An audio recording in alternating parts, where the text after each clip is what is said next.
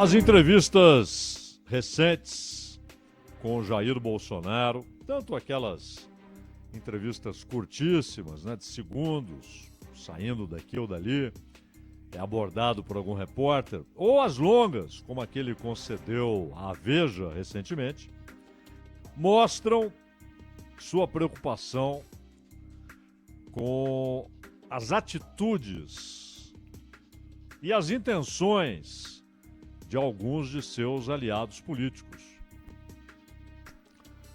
O Bolsonaro, ele tenta evitar que esses aliados, movidos ali por suas próprias ambições, não só negligenciem esforços para que ele possa disputar a eleição em 2026, mas desmobilizem os eleitores de Bolsonaro e os afastem desses esforços. Então o Bolsonaro quer a sua base de apoio, seus eleitores, os partidos que o apoiam, principalmente, é óbvio, o PL, o partido ao qual ele está afiliado, seus aliados políticos, muitos dos quais eleitos porque pegaram carona nos votos do Bolsonaro. Ele quer esse mundo bolsonarista mobilizado para que ele volte a ser juridicamente apto a disputar uma eleição. Que não haja impedimento jurídico para que ele dispute a eleição em 26. E o Bolsonaro sabe que quanto mais esses aliados enxergarem chances de eles representarem esses eleitores nas eleições de 26, menos motivos eles terão, menos motivos eles enxergarão, menos motivados eles estarão para a defesa da elegibilidade do Bolsonaro. Então, nessas entrevistas extensas, ou naquelas declarações breves em abordagens na rua, saindo daqui ou dali, o Bolsonaro não trata diretamente dos movimentos políticos que ele, obviamente, já enxergou. Mas deixa claro que está enxergando esses movimentos. Está enxergando, por exemplo, que políticos, caciques partidários, banqueiros, muitos empresários e parte da imprensa, que toda essa gente está trabalhando na construção da candidatura de Tarcísio de Freitas à presidência da República. Bolsonaro enxerga isso, como qualquer pessoa que se interessa pelo assunto enxerga isso. Vale notar que talvez o próprio Tarcísio tenha de lidar com a justiça eleitoral. Isso ocorrerá, talvez uma coisa leve, talvez algo mais demorado e exigente, e talvez até com o STJ, o Superior Tribunal de Justiça, que é quem cuida de casos referentes a governadores, por causa daquela história no dia do segundo turno da eleição, os tais escritos encontrados em que supostamente haveria pedidos de gente do PCC para que as pessoas votassem em Guilherme Boulos. Isso pode levar o próprio Tarcísio a ter de lidar com a justiça eleitoral e até, talvez, com o Superior Tribunal de Justiça. Mas o movimento está aí. Nós falamos outro dia do André Esteves, que representa, como poucos, né, o capital financeiro no Brasil. Aquilo que é proverbialmente hoje chamado de a turma da Faria Lima.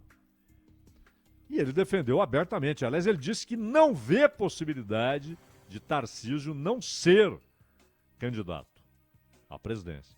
Ele não está falando de reeleição. E chegou até a dizer que ele gostaria de ver uma disputa Tarcísio e Haddad. Como quem diz, eu ficaria confortável com ambos, embora deixando claro que o nome que ele prefere é Tarcísio de Freitas.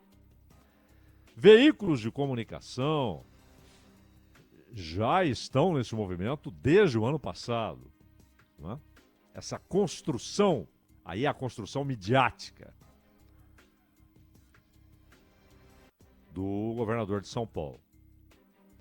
E também, claro, banqueiros, empresários que olham para todos os lados, né? Fazem como coruja, eles olham para todos os lados, tem aquele giro de 360, é impressionante.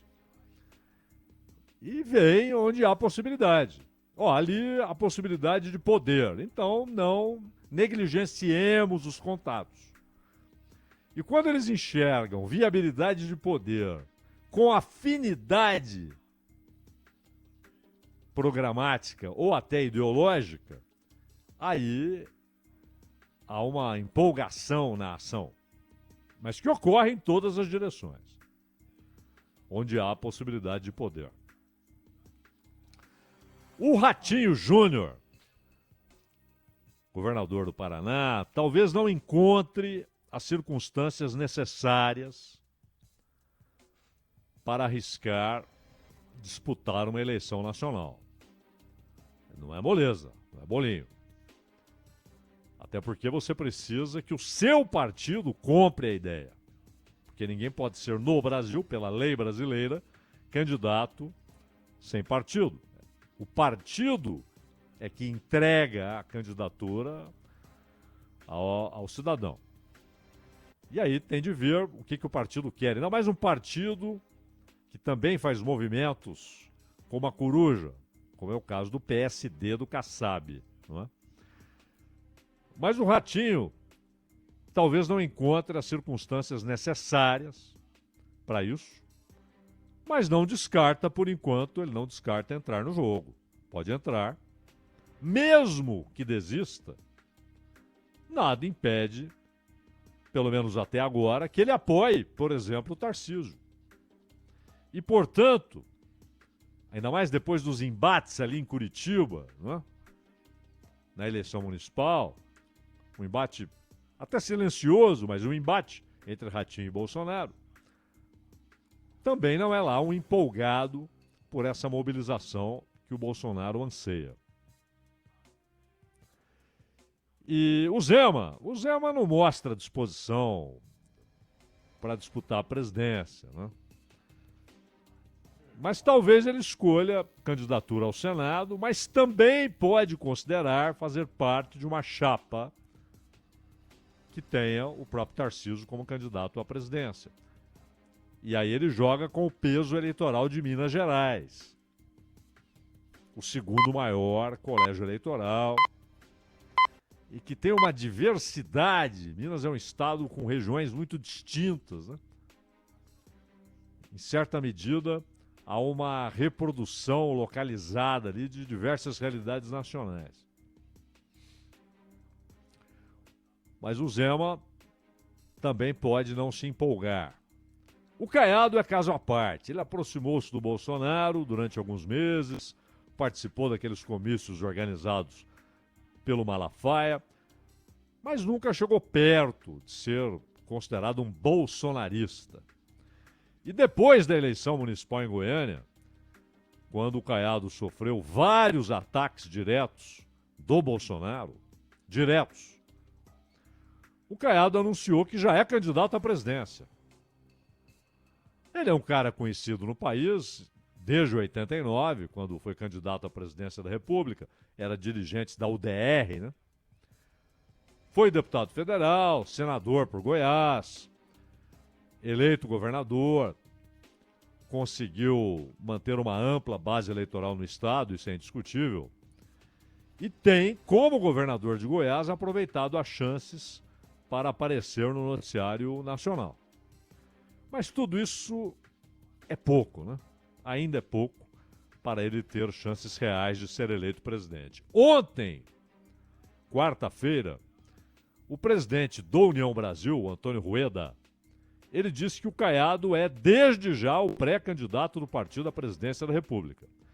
Mas o Caiado é experiente e sabe que isso pode ser movimento partidário para aumentar poder de barganha nas negociações com outros partidos. O certo é que também Caiado distancia-se de qualquer engajamento em campanhas para que o Bolsonaro possa disputar a eleição daqui a 2 anos. O Bolsonaro enxerga tudo isso. O peso econômico de São Paulo e a visibilidade que o Estado propicia ao seu governador dão vantagem ao Tarcísio nesse embate pela conquista dos eleitores de Bolsonaro, caso Bolsonaro permaneça inelegível. Se a situação se mantém, se Bolsonaro está fora da disputa, o Tarcísio tem uma clara vantagem em relação aos outros postulantes à conquista desse eleitorado, embora nunca se descarte que o Bolsonaro, de repente, coloque alguém de sua família ou apoie um outro nome. E o Tarcísio sabe, como também o sabem os outros interessados na empreitada de tentar ganhar o eleitorado de Bolsonaro. Então, os outros interessados na empreitada sabem, o Tarcísio sabe, que mantido o impedimento jurídico à candidatura do Bolsonaro, a tarefa será obter apoio político eleitoral do próprio Bolsonaro. Não é algo irrealizável. Mas isso só vai acontecer quando o Bolsonaro e os filhos do Bolsonaro estiverem convictos de que a situação do ex-presidente não será alterada pelo TSE ou, em última instância, pelo Supremo Tribunal Federal. Enquanto o Bolsonaro enxergar possibilidade de remover esse impedimento jurídico, ele não vai apoiar quem quer que seja. Hoje, o que interessa para o Bolsonaro é se apegar à possibilidade de alterar essa situação, manter seus eleitores mobilizados nessa direção, nesse movimento, e, claro, desestimular nomes alternativos. O que ele falou em pelo menos 2 entrevistas? Que os outros não teriam chances. Que são políticos cuja popularidade é estadual e que só ele é capaz de conquistar uma vitória para a direita, seu campo político, em uma disputa direta com Lula. É isso que o Bolsonaro tem dito. Não, esses outros não têm chance, não. Os caras têm alguma popularidade ali nos seus estados. Não são figuras nacionais. Não mobilizam grandes manifestações. Não tem chance. Só eu. Sou eu quem tem chance. Mais ninguém. De conquistar uma vitória para a direita num embate direto com o Lula em 26. E enquanto houver alguma esperança, ainda que ínfima, de mudar essa situação jurídica, esse vai ser o discurso e essa vai ser a posição do Bolsonaro. Tanto que não é só que ele não manifesta apoio, ele desestimula, ele fala, esses caras não têm chance. E ele sabe que é considerável a possibilidade de o candidato desse campo, sendo ele ou não, ter uma base onde estarão PL, Republicanos, União Brasil e uma grande parte dos parlamentares, dos governadores, dos prefeitos do Centrão, talvez até com apoio do Kassab e seu PSD. O Bolsonaro não tem dúvidas de que já está em movimento uma campanha política e financeira com apoio de parte da imprensa e do capital financeiro para que Tarcísio de Freitas seja o aglutinador desse conjunto de partidos, parlamentares, prefeitos e governadores. Ele vê que essa é uma construção já iniciada. Não é apenas um plano B na gaveta. É algo já colocado em movimento.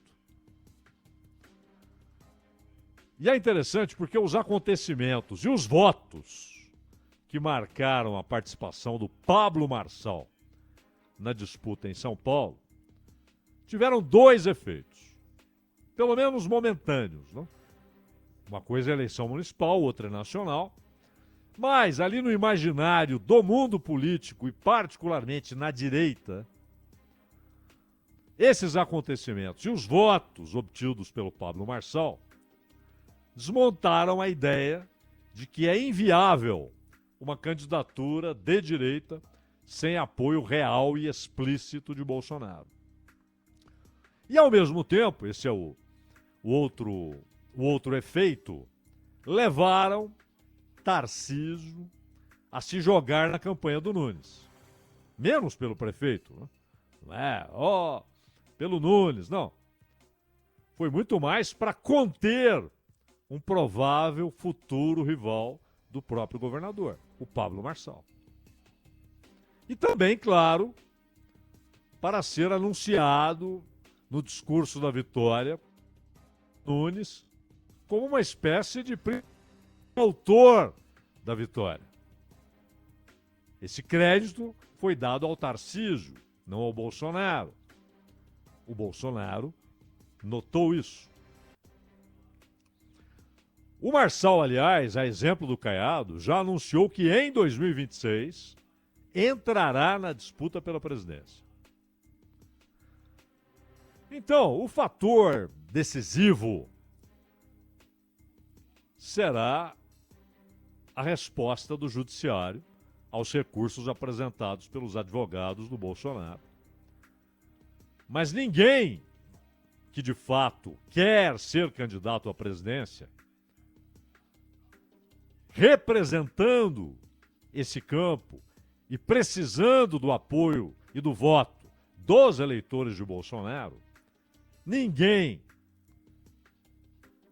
quer esperar o desfecho dessa história, para só então começar a trabalhar. O Tarcísio já está em campo, à sua maneira, o Marçal, o Ratinho Júnior. São esses movimentos que o Bolsonaro tenta conter.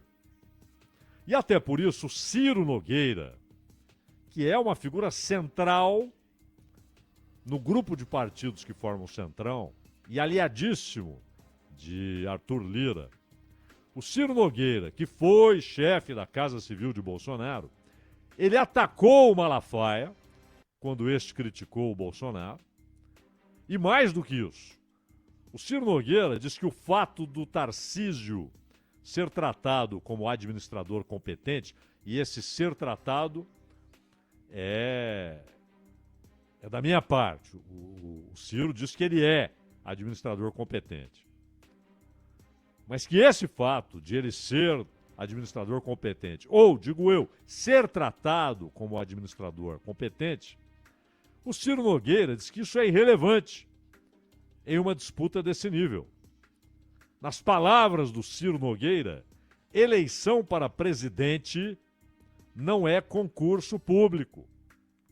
Ou seja, é preciso muito mais que competência administrativa para vencer.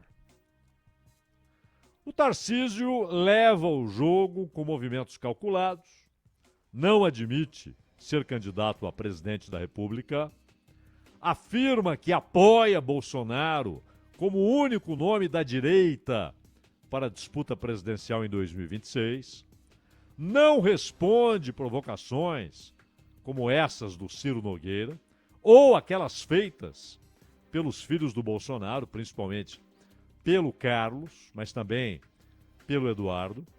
Mas, ao mesmo tempo, o Tarcísio não desautoriza o apoio político, financeiro, midiático, público ou disfarçado que recebe de vários setores. O Tarcísio já faz incursões mais ousadas no debate ideológico, inclusive ao reagir à vitória de Trump nos Estados Unidos. Aliás, na semana que vem, vamos ver se a gente aborda aqui uma certa confusão ideológica e a reação da direita sul-americana, não só brasileira, à vitória do Trump, e uma certa perplexidade diante de posições ideológicas do Trump. Os caras passam o ano rechaçando o protecionismo, falando de liberalismo. E aí, quando o Trump anuncia uma vasta, ampla, inegociável política protecionista, eles batem palmas. Mas esse é um tema que a gente talvez aborde na semana que vem, meu caro Ronald Gimenez. Este é